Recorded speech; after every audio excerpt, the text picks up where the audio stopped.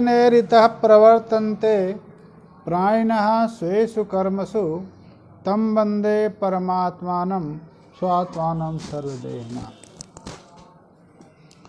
नमो नवघनश्याम कामकामित देहिने कमला काम सहुदाम कर्ण काम गेहिने। संस्कृत शौर्यम आमुख पटल के संवाहक पंडित श्री राजकुमार जी एवं वेदांत शास्त्र के अध्येता सुधीगण, पंचदशी का छठवां प्रकरण चित्रदीप प्रकरण। इस चित्रदीप प्रकरण के क्रम में चित्र पट के माध्यम से आत्म तत्व के स्वरूप का निश्चय कराया गया है। उसमें ही जो जीव है, जीव को आभास रूप बताया है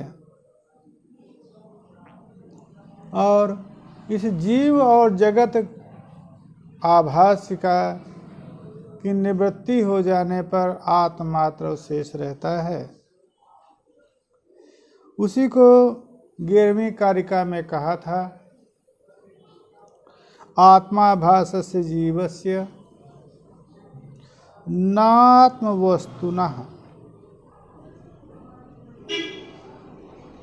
आत्माभावस्य जीवस्य संसारः आत्मावभास। आत्मा का जो आभास है वो आत्माभास ही जीव है। उस जीव का ही संबंध संसार से है। यह बोध ही विद्या है। संसारः जीव संबंधी जीवस्य संसारः एतादृशः बोधा एव विद्या। जीव का संसार है, आत्मा संसारी नहीं है, आत्मा का आवागमन नहीं होता है, आत्मा संसरणशील नहीं है। यह बोध है। विचारणात् असौ बोधा भवे सविद्या। यही विचार करने की। इसलिए तस्माद् विचारेत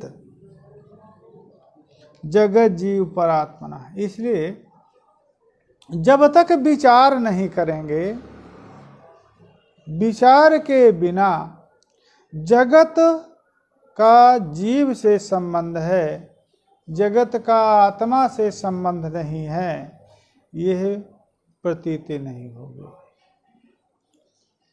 जगत जीव संबंधी है, आत्मा का से संबंध नहीं है जगत का। यह विचार करना चाहिए।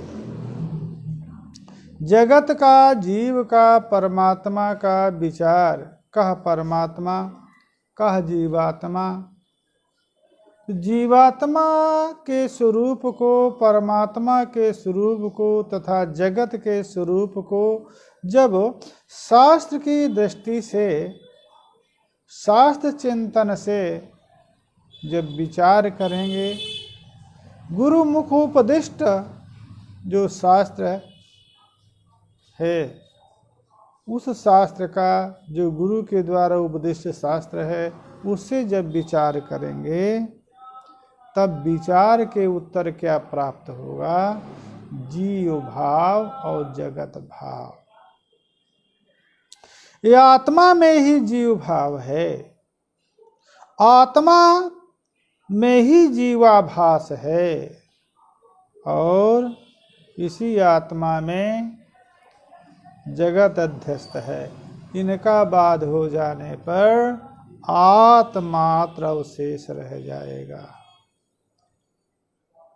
यह विचार बताया गया था, उसी विचार को आगे प्रवत्त कर रहे हैं। इसकी परिपुष्टि में ही आज का पाठ आगे 13वीं कारिका से यहाँ से होना है। न प्रीतिर्स्तयोर्बाधः किंतु मिथ्यात्व निश्चयः नो चेत सुषुप्ति मूर्छादौ मुचेत आयत्नतो जनः। संसार और जीव का जीवत्व, जो आत्मा में जीवाभास है, वो जीवाभास और जो जगत रूपता है, अध्यस्त जगत रूप है, नाम रूपात्मक जगत है, उनका बाध कैसे होगा? क्योंकि आपने बताया कि जीव का जीवत्व का बाध, आत्मा में जो जीवाभास है उस जीवाभास का और जगत का बाध हो जाने पर आत्मात्र अवशेष रहता है, जिसको मोक्ष कहते हैं। परंतु बाध कैसे? कहा अप्रतीतिर बाध है? कहा नहीं, जीवत जगत की अप्रतीति अज्ञान बाध नहीं है, अपितु जीव में और जगत में मिथ्यात्व निश्चय, अतात्विकता का निश्चय, वही बाध है। क्योंकि बाध और मिथ्यात्व पर्यायवाची हैं। ज्ञान बाध्यत्व भी मिथ्यात्व का लक्षण है। तो मिथ्यात्व माने अतात्विकत्व, मिथ्यात्व, बाध्यत्व, निवर्त्यत्व, अनिर्वचनीयत्व, ये वेदांत में पर्यायत्वेन इनका प्रयोग है। अतः बाध्यत्व आत्मातिरिक्त ज्ञान विषयीभूत पदार्थों में बाध्यत्व है, वो सभी मिथ्या हैं। और जो बंध्या पुत्र आदि अलीक हैं वो ज्ञान विषय हैं, इसलिए वो बाध्य भी नहीं, मिथ्या भी नहीं। तो अप्रतीति जगत और जीव की अप्रतीति अज्ञान बाध नहीं है, अपितु संसार में और जीव में मिथ्यात्व का, तात्विकत्व का निश्चय हो जाना। ब्रह्म में जीवत्वम न तात्विकम, ब्रह्म में जो जीव भाव है, जीवत्व है, वो तात्विक नहीं है। कर्तृत्व भोक्तृत्वादि जो प्रतीत है वो तात्विक ब्रह्म का नहीं है, अपितु अद्वय चिद्रूपता ही तात्विक है। ये जीवत्व का बात। ये जो प्रतीयमान जगत है, दो प्रकार के जगत की यहाँ पर वर्णित है।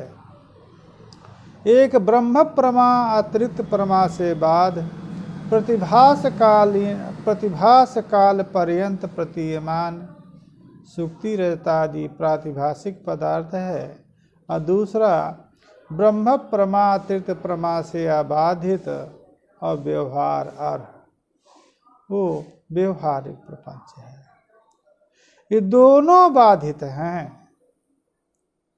प्रातिभाषिक ब्रह्म प्रमातिरिक्त सुक्ति आदि विषय प्रमा से बाधित है, और जो व्यवहारिक है वो ब्रह्म प्रमा से बाधित है। दोनों बाधित हैं, अतः मिथ्या है। यदि प्रपंच का अज्ञान ही बाध हो तो सुषुप्ति में किसी भी प्रपंच की प्रतीति नहीं होती है, किसी भी विषय का भान नहीं, न प्रातिभाषिक न व्यवहारिक किसी भी विषय का भान सुषुप्ति में नहीं होता। यदि अज्ञान ही, विषय का अज्ञान ही बाध है तो सुषुप्ति में ही मुक्ति हो जाएगी। क्यों? क्योंकि प्रपंच का बाध मुक्ति है। सुषुप्ति में प्रपंच की प्रतीति होती नहीं है, मूर्छा में प्रतीति होती नहीं है। तो सुषुप्ति और मूर्छा में ही बिना यत्न के ही, बिना प्रयास के ही, बिना शास्त्राभ्यास से, बिना योगाभ्यास से ही मुक्ति हो जाएगी, क्योंकि सुषुप्ति तो मिलती ही है। इसलिए अप्रतीतिर बाध नहीं है, प्रपंच में मिथ्यात्ववाद है। इसलिए अद्वैत निश्चय मोक्ष है और अद्वैत निश्चय के प्रति प्रपंच मिथ्यात्व हेतु है। क्योंकि जब तक प्रपंच में मिथ्यात्व नहीं, बुद्धि नहीं होगी, प्रपंच में अतात्विकता का ज्ञान नहीं होगा, तब तक अद्वैत आत्म तत्व का बोध, अद्वैत निश्चय नहीं हो सकता। इसीलिए अद्वैत सिद्धे द्वैत मिथ्यात्व पूर्वकत्वात् पूर्वं द्वैत मिथ्यात्वम वर्णनीयम, यह अद्वैत सिद्धि ग्रंथ है। अद्वैत का निश्चय द्वैत मिथ्यात्व पूर्वक ही हो सकता है, अतः द्वैत मिथ्यात्व ही पूर्व में प्रतिपादनीय है। द्वैत में मिथ्यात्व निश्चय हो जाने पर अद्वैत का निश्चय हो जाता है। परमात्मावशेषोऽपि तत्सत्यत्व विनिश्चयः ना जगत विस्मृति नो चे जीवन मुक्तिर ना संभवेत। दूसरी बात, परमात्मा अवशेष जो मोक्ष है, वो परमात्मा अवशेष मोक्ष का तात्पर्य क्या है? तत्व सत्यत्व निश्चय। परमात्मा एव तात्विकः त्रिकालाबाद सत्ताकः नित्यः शाश्वतः। सत्यत्व विनिश्चय, परमात्मा का सत्यत्व विनिश्चय, परमात्मा अतिरिक्त तात्विकता सत्यत्व अन्य का नहीं है, केवल यही विनिश्चय ही परमात्मा अवशेष है, जिसको मोक्ष भी कहा गया है। जगत विस्मृतिर ना, इतने से मत समझ लेना कि परमात्मा अवशेषता का अर्थ हुआ कि जगत नहीं रहा, जगत की विस्मृति हो जाना नहीं। जगत की विस्मृति यदि आप परमात्मा अवशेषता को मानेंगे तो जीवन मुक्ति कहाँ से होगी? जीवन मुक्ति का तात्पर्य है कि प्रारब्ध अवशेषावस्था में अभी जीवन जिसका अवशेष है, उस काल में जिस व्यक्ति को आत्मा का निश्चय हो गया, आत्मा के तात्विकता का निश्चय हो गया, अनाथ पदार्थ प्रपंच की तात्विकता का निश्चय हो गया, वो मुक्त हो गया। और जब तक उसका प्रारब्ध है, तब तक प्रारब्ध काल पर्यंत उसका जीवन है, वो जीवन मुक्ति है। अब यदि उस जीवन मुक्त जो व्यक्ति है, जो प्रमाता है, जो साधक है जीवन मुक्त, वो जो बद्ध पुरुष के समान ही उसका भी व्यवहार होता है, जगत संबंधी व्यवहार। क्योंकि क्षुधा होगी तो भोजन करेगा, प्यास होगी तो जल पिएगा, जल ही पिएगा, भोजन ही खाएगा, अर्थात भेद बुद्धि है। यदि संसार जीवन मुक्त की भेद बुद्धि नष्ट हो जाए, तो पूर्व में ये कहा था कि वो कुत्ता में उसमें कोई भेद ज्ञान विशेषता नहीं रह जाएगी अशुचि भक्षण। इसलिए भेद बुद्धि उसको व्यवहार काल में भेद बुद्धि रहती है, वो भेद बुद्धि और व्यवहार और जगत को अतात्विक समझ करके व्यवहार करता है। ये अंतर है। एक अज्ञानी है जो व्यवहार का जगत व्यवहार का संपादन व्यवहार को तात्विक जगत को तात्विक समझ कर करता है, और वही जिसको आत्मा का निश्चय हो गया है, आत्मा तात्विक है, आत्मा अतिरिक्त प्रपंच तात्विक नहीं है, ये ज्ञान जिसको हो गया है वो उसका व्यवहार अतात्विक को समझ करके अतात्विक जगत को अतात्विक समझ करके व्यवहार करता है, और अज्ञानी अतात्विक जगत को तात्विक मान करके व्यवहार करता है। इतना ही दोनों में अंतर है। परंतु जो ब्रह्मज्ञानी है, जीवन मुक्त है, वो उसका व्यवहार नहीं होता ऐसी बात नहीं है, व्यवहार का संपादन वो भी करता है। अंतर इतना ही है कि वो व्यवहार को अतात्विक समझ करके जगत को अतात्विक समझ करके व्यवहार करता है, और एक तात्विक समझ करके व्यवहार करता है, यही अंतर है। इसलिए परमात्मा अवशेष परमात्मा का सत्यत्व निश्चय है, और परमात्मा अतिरिक्त जीव भाव जगत भाव की अतात्विकता का निश्चय है, यही परमात्मा अवशेष है। अन्यथा जगत विस्मृति को आप मानेंगे तो जीवन मुक्ति नहीं होगी। जीवन मुक्ति, क्योंकि जीवन मुक्त जगत संबंधी व्यवहार का संपादन करता है। परोक्ष च अपरोक्षेति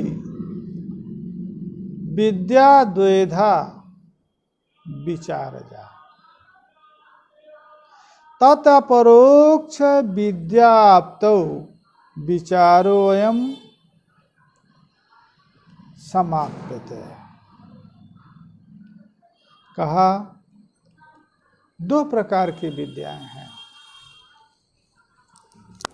एक परोक्ष विद्या है और एक अपरोक्ष विद्या है। आत्मा का परोक्ष ज्ञान, आत्मा का अपरोक्ष ज्ञान, दो प्रकार का। ये दोनों ज्ञान विचार से उत्पन्न होने वाले हैं। शास्त्र के विचार से, गुरुमुख श्रुत वेदांत आदि उपदेशों से, उनका श्रवण के बाद मनन निधिध्यासन आदि के द्वारा ये परोक्ष विद्या और अपरोक्ष विद्या दोनों प्राप्त होते हैं। तत्र अपरोक्ष विद्या आप्तौ, अब यहाँ पर दो विद्याएं हैं, दोनों विद्याओं में प्रापणीय प्राप्त करने योग्य कौन सी विद्या है? आत्मा का परोक्ष ज्ञान प्राप्त करने योग्य है कि अपरोक्ष ज्ञान? परोक्ष ज्ञान से हम क्या करेंगे? क्योंकि आत्मा का जो अपरोक्ष ज्ञान है, वो अपरोक्ष ज्ञान यदि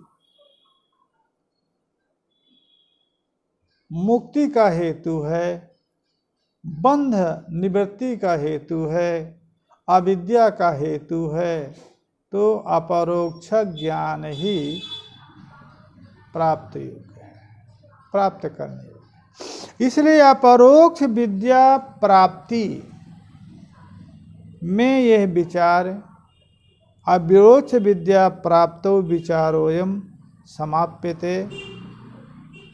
अपरोक्ष विद्या प्राप्ति में इतना तक विचार हो गया, वो विचार यहाँ से समाप्त कर देते हैं।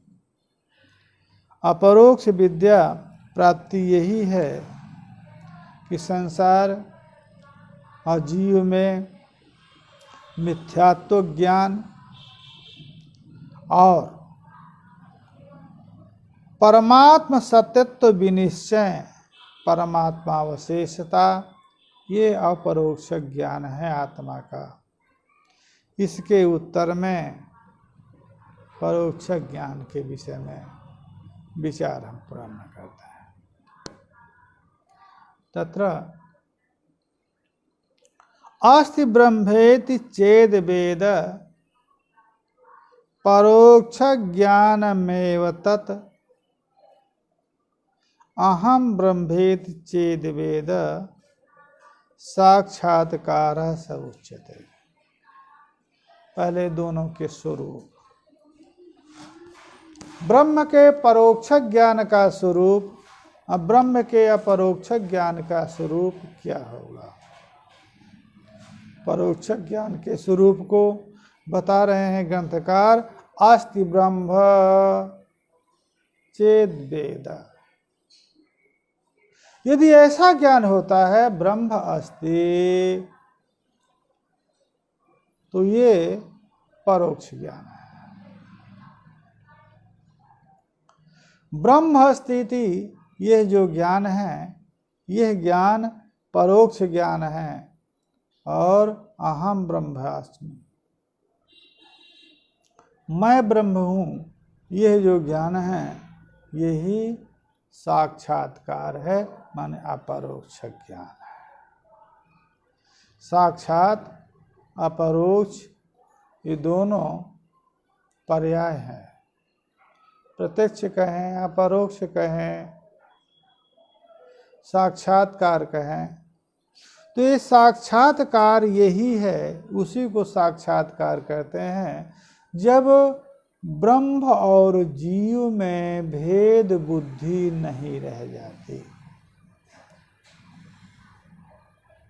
अपना स्वरूप जो जीव के रूप में कर्ता भोक्ता कर्तृत्व भोक्तृत्व आदि के रूप में जो प्रतीत होता था, जीवत्व तो कर्तृत्व भोक्तृत्व आदि संसार का बाध हो जाने पर वो आत्मात्र अवशेष हो करके अहम ब्रह्म यह जो प्रतीति होती है, उसी का नाम साक्षात्कार है।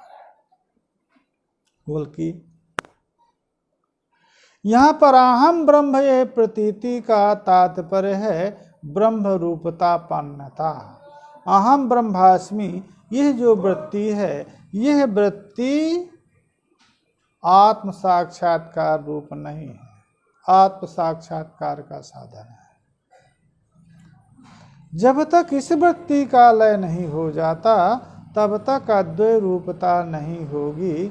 वो वृत्ति ही अहम ब्रह्मास्मि ये जो वृत्ति है, यही उपाधि हो करके तदुपहित ही चैतन्य रहता है अहम ब्रह्मास्मि इस काल में। अतः वृत्ति वृत्ति से उपहित ही ब्रह्म विषय होता है।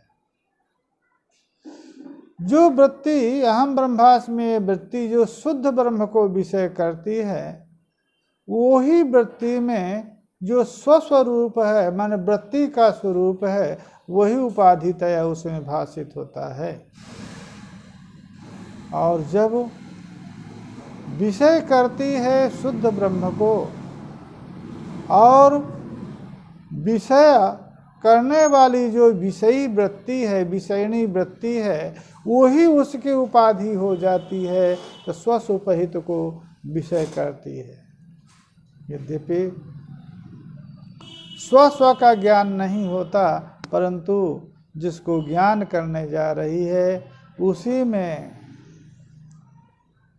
उसी से वो प्रतिबिंबित हो जाती है वृत्ति।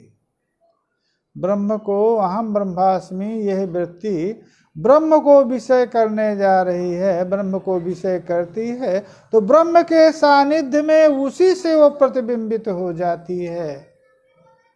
अतः प्रतिबिंबाश्रय हो जाती है। अतः उसमें वृत्ति में ब्रह्म स्वोपहित प्रतीत होता है, स्वतः जो है निरुपहित रहता है। अतः वृत्ति दशा में ब्रह्म की स्वोपहितता स्वोपाधिकता विद्यमान है। वृत्ति के लय हो जाने के बाद बिंब रूपता मात्र शेष रह गई। प्रतिबिंब आश्रय जो वृत्ति थी उसका नाश हो गया। अतः वहाँ पर अहम ब्रह्मास्मि, अहम ब्रह्म का तात्पर्य अहम ब्रह्मास्मि नहीं लेना चाहिए, वो वृत्ति रूप अहम ब्रह्मास्मि नहीं लेना चाहिए, अपितु अहम माने जो जीव है वो जीव का ब्रह्म से अभेद रूपता, अहम ब्रह्मैव, ये जो जीव और ब्रह्म की अभेद रूपता है वो है साक्षात्कार, अद्वय रूपता। जीव ब्रह्म अद्वय रूपता साक्षात्कार है, वो वृत्ति के लय होने के उत्तर में ही हो सकता है। तत्साक्षात्कार सिद्ध्यर्थम आत्मतत्त्वं विविच्यते, एनयं सर्वसंसारात् सद्यः एव विमुच्यते। तत्साक्षात्कार, वो जो अद्वय आत्मरूपता साक्षात्कार है। ब्रह्म साक्षात्कार क्यों कहा? साक्षात्कार तो ज्ञान होता है, अद्वय आत्मरूप को साक्षात कहा। वो अद्वय आत्मा को साक्षात्कार पद से श्रुति ही कहती है, यद साक्षात अपरोक्षात ब्रह्म। तो साक्षात अपरोक्ष रूपता ब्रह्म की श्रुति ने प्रतिपादित किया है, अतः वो अद्वय रूप ब्रह्म को साक्षात्कार पद से कहा जाता है। वहाँ पर ब्रह्म साक्षात्कार का अर्थ ब्रह्म विषयक साक्षात्कार नहीं है, अभी तो ब्रह्म एव साक्षात्कार, ये अर्थ है ब्रह्म विषयक साक्षात्कार। अतः तत्साक्षात्कार सिद्ध्यर्थम, उस साक्षात्कार सिद्धि के लिए, सिद्धि का अर्थ निश्चय है, निष्पत्ति नहीं। उस साक्षात्कार की सिद्धि, क्या सिद्धि? आत्मातिरिक्त प्रपंच मिथ्यात्व निश्चय, वही सिद्धि है। आत्मतत्व विविच्यते, आत्म तत्व का विवेक जब हम करेंगे तब आत्मातिरिक्त जो जगत और संसार है उसमें मिथ्यात्व का निश्चय हो जाएगा। मिथ्यात्व का निश्चय ही अद्वय साक्षात्कार का हेतु है। इसलिए आत्म तत्व का विवेक पूर्व में करना होगा। आत्म तत्व का विवेक हो जाएगा तो अनात्म तत्व जिसमें मिथ्यात्व का निश्चय करना है, तो आत्मा से विविक्त अनाहत पदार्थ वो मिथ्या है, ये हम सिद्ध करेंगे। एनयम संसारात, जिससे इस सर्व संसार का तात्पर्य जो प्रतीयमान संसार है, वो सर्व संसार माने अनेक प्रकार के संसार रूपता है। संसार देह भी है, संसार इंद्री भी है, संसार इंद्री देह इंद्री सन्निघात संघात भी है, संसार विषय भी है, संसार भोग भी है, संसार भोग साधन भी हैं। इसलिए अनेक भोग भोक्ति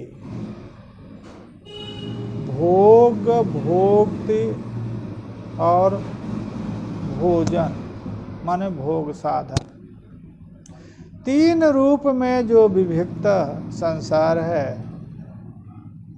वो सकल संसार का से सद्या निवृत्ति तभी होगी, विमुक्ति तभी होगी जब आत्मा का विवेक हो जाए। आत्मा का विनिश्चय हो जाने पर अनात्म का निवृत्ति, अनात्म का मिथ्यात्व निश्चित हो जाता है। इसलिए आत्मा का विवेक करना आवश्यक है इस संसार से निवृत्ति के लिए। इसलिए आत्मा के स्वरूप का निर्वचन करेंगे तो कूटस्थो ब्रह्म जीवेशो इत्येवं चित चतुर्विधा। चार स्वरूप, चित ब्रह्मणा चतुर्विध, चातुर्विध है, चार स्वरूप ब्रह्म के हैं। कूटस्थ ब्रह्म, जीव और ईश, ये चार प्रकार है। चार प्रकार से आत्मा का विवेक हमको करना है और आत्मा के विवेक हो जाने, आत्मा के विवेक मात्र से ही अनात्म पदार्थ संसार की निवृत्ति हो जाएगी। कैसे विवेक करें आत्मा का? तो आत्मा के हम चार स्वरूप मान लेते हैं। एक कूटस्थ ब्रह्म, एक कूटस्थ चैतन्य, ब्रह्म चैतन्य, जीव चैतन्य और ईश चैतन्य। जिस प्रकार से घटाकाश, महाकाश, जलाकाश और आभ्राकाश,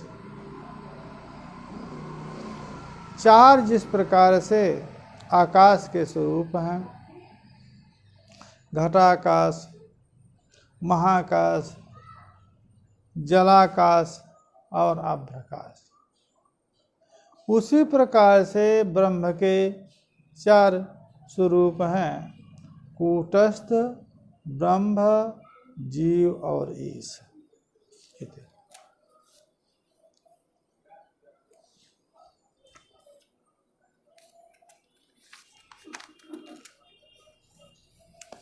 अब सबसे पहले जो दृष्टांत है, घटाकाश, महाकाश, जलाकाश, अभ्राकाश, शांत भूत जो आकाश के चार भेद हैं उनका निरूपण कर रहे हैं। घटावच्छिन्न खे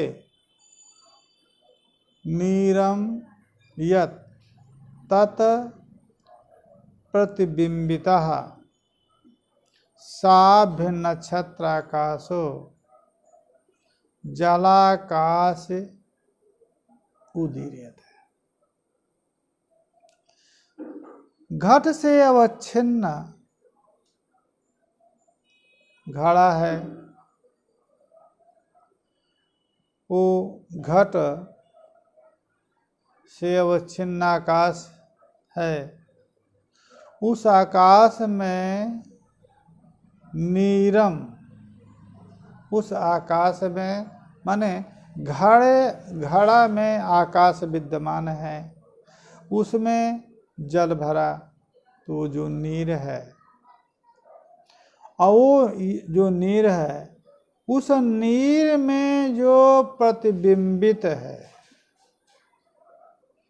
साभ्र नक्षत्र, मेघ के सहित,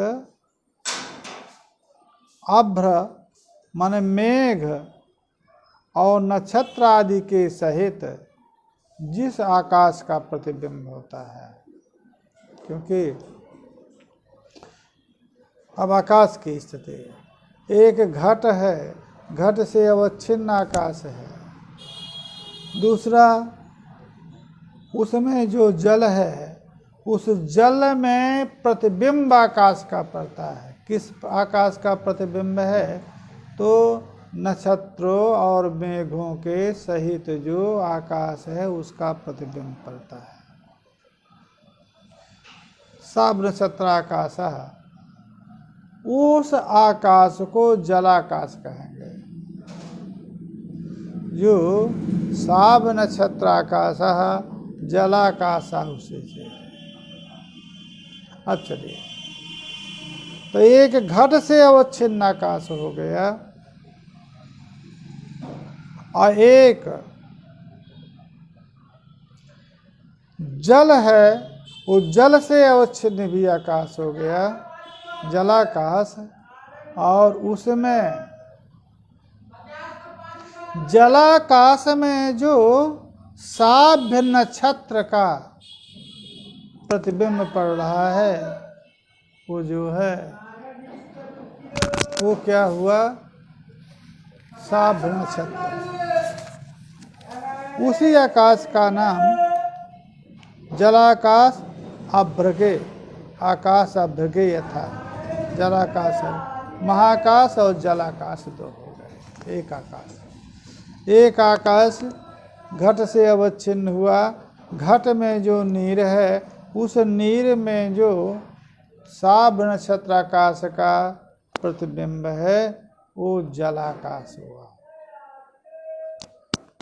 महाकाशस्य मध्ये यद मेघ मंडलम इच्छते, और जो महाकाश है, उस महाकाश में जो मेघ मंडल है, मेघ दिखाई दे रहा है,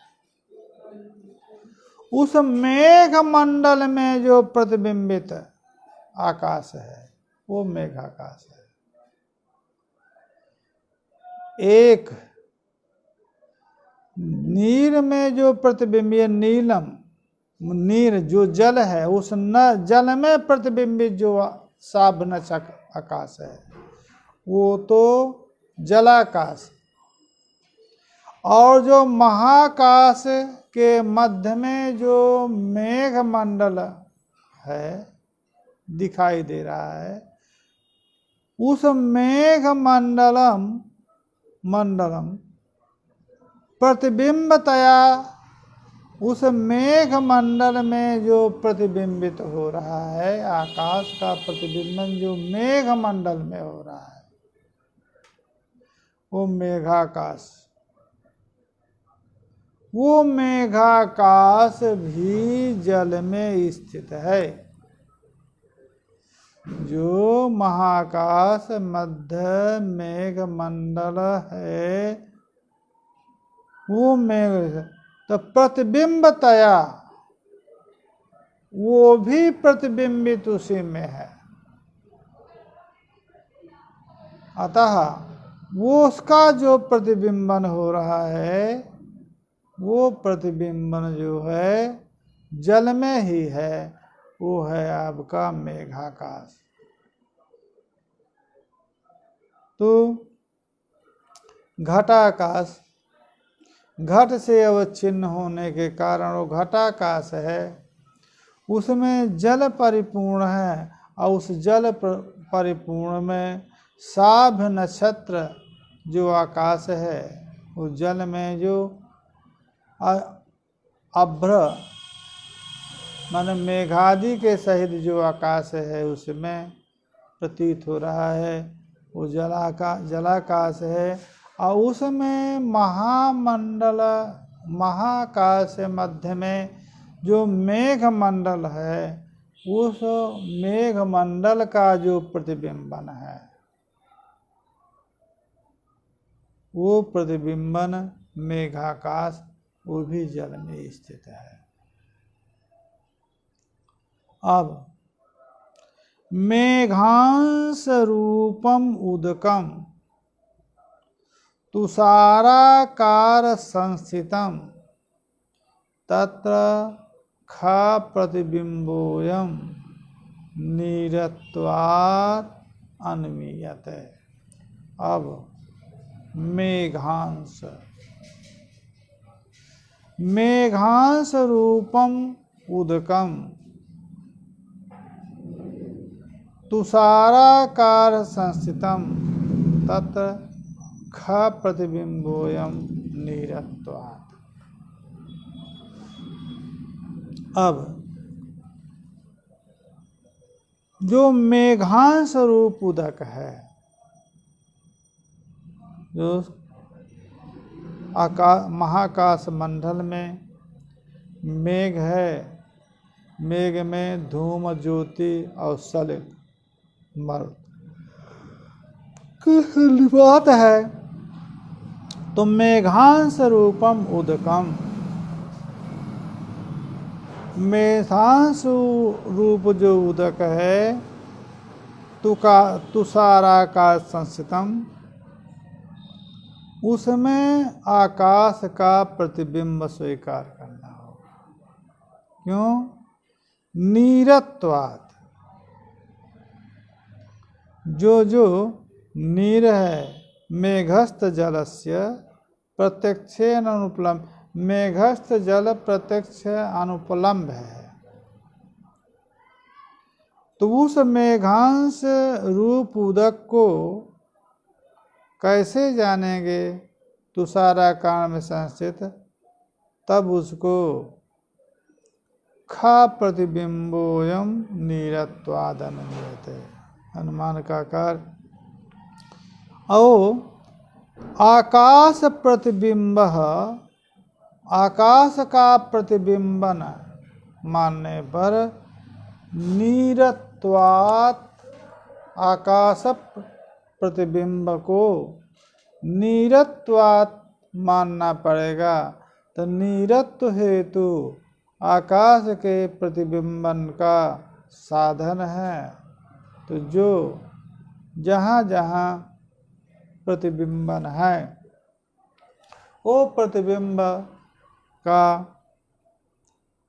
की उपाधि आकाश ही उषा। मेघस्थ जलस्य प्रत्यक्षेण अनुपलम्भेपि वृष्टि लक्षण कार्य, मेघ में तदुपादानकम सूक्ष्मावस्था अवयव रूपम अस्ति अनुमीयते। तो मेघांश रूपम उदकम तुषाराकार में संस्थित जो है उसको सूक्ष्मावस्था में मानना पड़े। उदकत्वेन लिंगेन प्रतिबिंबत्वम अपि, और उसमें प्रतिबिंबत्व भी स्वीकार करना पड़ेगा। उदकत्व कि जो उदक है वो आकाश प्रतिबिंब उपाधि होता है, अतः प्रतिबिंबत्व भी प्रतिबिंबवत्व माने प्रतिबिंबाश्रयत्व भी उसमें नीरत्वाद हेतुना प्रतिबिंबोस माने प्रतिबिंबाश्रयता भी उसमें स्वीकार करना पड़ेगा। तो मेघांश रूप जो उदक है तुषाराकार संस्थित है, वो भी स्वीकार करना पड़ेगा। उदकत्व लिंग, क्योंकि उपादानम उदकम सूक्ष्मावस्थायाम अस्ति, क्योंकि वृष्टि लक्षण कार्य को देख करके अयम मेघः सोदकः वृष्टि जनकत्वात् वृष्टि हेतुत्वात्। तो वृष्टि हेतुत्व जिसमें होगा वो वृष्टि का हेतु जलयुक्त होगा, इसलिए ये अनुमान उसमें किया जा सकता है मेघांश रूपम तुषार संत, और जब उसमें जल रूपता का निश्चय हो गया तब नीरत्वादि हेतु के द्वारा आकाश प्रतिबिंबाशयता का भी निश्चय हो जाएगा। ये चार स्वरूप उसके जलाकाश, आकाश के चार स्वरूप, घटाकाश, जलाकाश, प्रतिबिंबाकाश, महाकाश। दृष्टांत भूत जो चित्त है, चैतन्य है, आत्मा है, उसके चार रूप कैसे? अधिष्ठानतया देहद्वयवच्छिन्न चेतनः कूटवत् निर्विकारेण स्थितः कूटस्थ इत्युच्यते। कूटस्थ आत्मा क्या है? अधिष्ठानतया देहद्वयवच्छिन्न चेतनः, सूक्ष्म देह और स्थूल देह।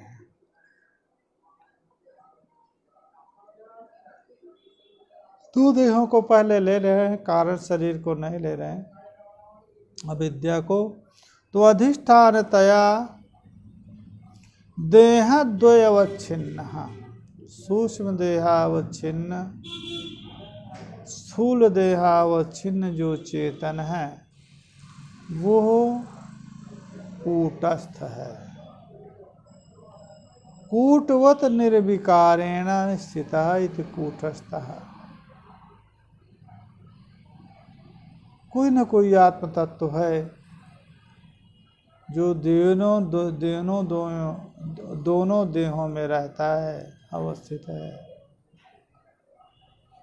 अतः वो जो दोनों देहों में रहने वाला आत्मा है वो अधिष्ठान है। अधिष्ठान भूत जो आत्मा है वो कूट, निघाई, जिस प्रकार से कूट है एक लौह विशेष है, स्वर्णकार के यहाँ या अयोकार के यहाँ, अयहकार जो लोहार है उसके यहाँ रहता है कि नीचे रहता है, एक हाथ में उसके रहता है। ये दोनों कूट हैं, क्योंकि इनमें कोई विकार नहीं होता है। हथौड़ा या घन जो भी कहें, ऊपर रहता है, नीचे एक निघाई के रूप में कूट रहता है, और उसके मध्य में जो ज्वलित अय है, जलता हुआ जो लोहा है, गर्म लोहा है, उस लोहा में जब दोनों कूटों के मध्य में लोहा को रख करके पीटता है तो लोहे में ही विकार होता है। वो गर्म लोहे में न नीचे के कूट में न ऊपर के कूट में कोई विकार नहीं होता है। अतः निर्विकार और कूट ये दोनों पर्यायवाची हैं। कूट में जिस प्रकार से कोई विकृति नहीं होती, उसी प्रकार से जिसमें विकृति न हो तो कूट इव स्थितः कूटस्थः। कूट के समान जो निर्विकार है, विकृति रहित है, वो कूटस्थ है। वो कौन है? देहद्वयवच्छिन्न, सूक्ष्म देहावच्छिन्न, स्थूल देहावच्छिन्न जो अधिष्ठान भूत जो चैतन्य है, वो कूट के समान निर्विकार होने के कारण ही कूटस्थ कहा जाता है। निर्विकारत्वेन, कूट के समान निर्विकार स्थित है, इसलिए उसको कूटस्थ कहा जाता है। और उस कूटस्थ में कल्पित वो जो कूटस्थ है देहद्वयावच्छिन्न चैतन्य अधिष्ठान भूत जो कूटस्थ है, उस कूटस्थ में कल्पित जो बुद्धि है, बुद्धि आरोप हुआ, अधिष्ठान है, इसलिए सकल आरोप का आश्रय अधिष्ठान रहता है। तो बुद्धि जो कल्पित है, आरोपित है, उस बुद्धि में जो प्रतिबिंब, चित्त का प्रतिबिंब है, प्राणानाम धारणात् जीवः, वो प्राणों के धारण करने के कारण उसको जीव कहते हैं, और वो ही संसार से उसका योग है। तो कूटस्थ में बुद्धि कल्पित है, बुद्धि माने अंतःकरण, कूटस्थ आत्मा में अंतःकरण कल्पित है, और उसमें जो चित्त का प्रतिबिंब है, चैतन्य का प्रतिबिंब है, उसको जीव कहेंगे। जीव प्राधान्य ये धातु है, जीवति। तो प्राणों का धारण वही करता है, अतः प्राण धारणा जीव, और वो जीव का ही संसार से योग है।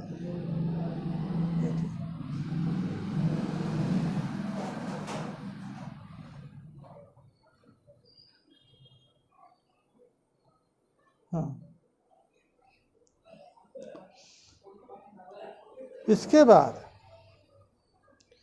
जल व्योमना घटाकाशो यथा सर्वस्तिरोहितः तथा जीवेन कूटस्था सोऽन्यान्याध्यास उच्यते। अब दृष्टांत में जिस प्रकार से जल व्योमना घटाकाशः, जलाकाश से जलाकाश से घटाकाश तिरोहित हो गया। जो घड़े का आकाश है, उस घड़े के आकाश में जब जल भर दिया तो वो जलाकाश से घटाकाश जिस प्रकार से तिरोहित हो जाता है, उसी प्रकार से जब उस देहद्वय से अवच्छिन्न जो कूटस्थ है, कूट चैतन्य है, कूटस्थ चैतन्य है, उसमें जो बुद्धि कल्पित है, उस बुद्धि में जब प्रतिबिंबन जल का हुआ तो वो प्रतिबिंबन जब चित्त का हुआ तो वो जीव कहलाया। तो जीवेन, वो जीव के द्वारा कूटस्थः सह कूटस्थः अन्योन्याध्यासः, वो जीव का कूटस्थ का अन्योन्याध्यास हो गया। कैसे? क्योंकि देहद्वय में से अवच्छिन्न वही कूटस्थ था, और उस कूटस्थ में बुद्धि के आरोप हुआ, और बुद्धि में जो प्रतिबिंब चैतन्य का परा, वो प्रतिबिंब चैतन्य प्रतिबिंब जीव कहलाया। तो उस जीव के द्वारा कूटस्थ का अन्योन्याध्यास हो गया। जिस प्रकार से जलाकाश और घटाकाश में कोई भेद नहीं रहेगा। जब घट में जल नहीं है तब घटाकाश कहेंगे, और जब घट में जल भर देंगे तो जल भी से भी अवच्छिन्न आकाश है, और घट से भी अवच्छिन्न आकाश है। वो घट से अवच्छिन्न जो आकाश है वो जल अवच्छिन्न आकाश से अभिन्न हो गया, उसी में वो तिरोहित हो गया। उसी प्रकार से जो देहद्वय अवच्छिन्न चैतन्य है, उस चैतन्य में जो आरोपित बुद्धि है, उस बुद्धि में जब प्रतिबिंब चैतन्य का पड़ा, जिसको जीव कहा गया, तो वो जीव से जो जीव रूपता भी उसी में है, क्योंकि आरोपित बुद्धि अंतःकरण उसी में है, तो उसी में जीव रूपता है। तो कूटस्थ रूपता जीव रूपता का परस्पर अन्योन्याध्यास हो गया। इसलिए अयम जीवो न कूटस्थः विनक्ति कदाचन अनादि विवेकोयम मूला विद्या गम्यता। इस प्रकार से अयम जीवः न कूटस्थः, अयम जीवः न कूटस्थः कूटस्थम, अयम जीवः कूटस्थम कदाचन न विविनक्ति। यह जो जीव है ये कूटस्थ चैतन्य से विविक्त कभी नहीं हो पाता है। जो कूटस्थ चैतन्य है वो कूटस्थ चैतन्य से यह भिन्न जीव है, क्योंकि जीव चैतन्य प्रतिबिंब है, परंतु ये जीव कूटस्थों से विविक्त कभी नहीं होता है।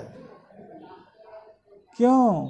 यही विविक्त न होना जो अविवेक है, ये विवेक जो है यही अनादि है। इसी अनादि अविवेक को अविद्या कहा गया है। तो यह जीव कूटस्थ से विविक्त नहीं होता है। कूटस्थ और चित्त का जीव का जो अविवेक है, यह अविवेक ही मूला विद्या है। विपेक विक्षेप आवृत्ति रूपाभ्याम द्विधा विद्या व्यवस्थिता न भाति नास्ति कूटस्थः इति आपादनम आवृत्ति। यह जो अविद्या है, ये अविद्या के सामर्थ्य द्वय हैं। तो दो सामर्थ्य के कारण इसके दो रूप हैं, दो रूप भी कहे जा सकते हैं, विक्षेप है और आवृत्ति है।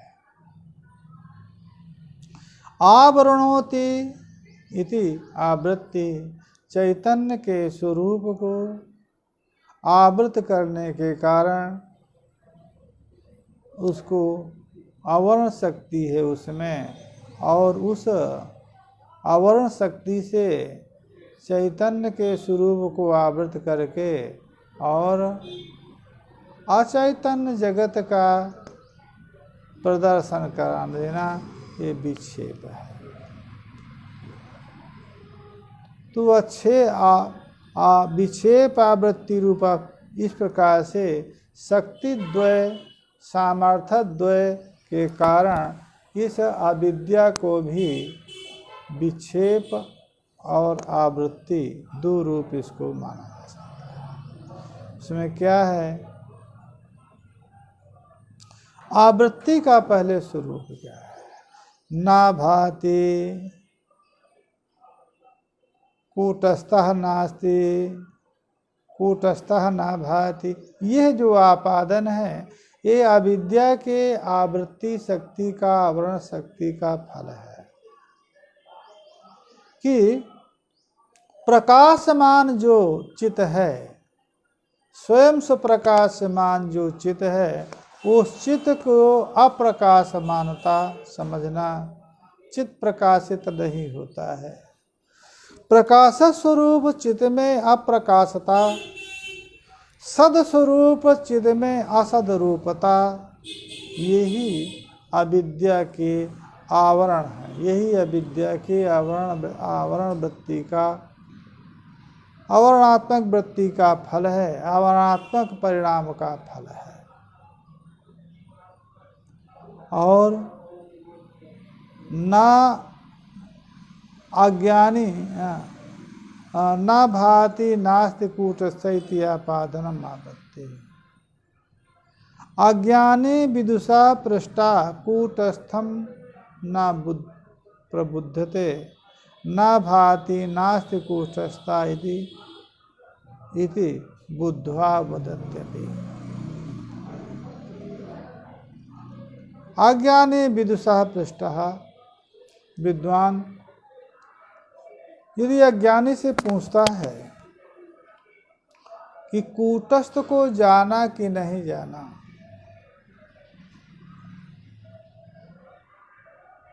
तो न भाति नास्ति कूटस्थः,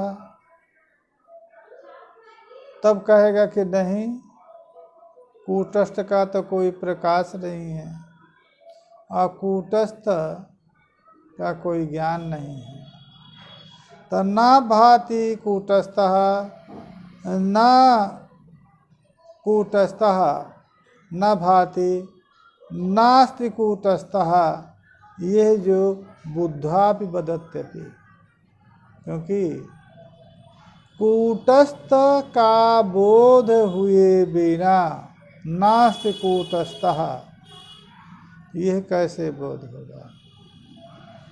क्योंकि कूटस्थ के प्रकाश होने के बिना कूटस्थ का प्रकाश नहीं होता है, यही ज्ञान कैसे होगा? कूटस्थ के ज्ञान के बिना कूटस्थ नहीं है, ये भी ज्ञान कैसे हो सकता है? अतः अज्ञानी जो है उस भास्वर सुख जो स्वरूप है, स्वयं स्वप्रकाश जो स्वरूप है, उस स्वरूप को जानता हुआ भी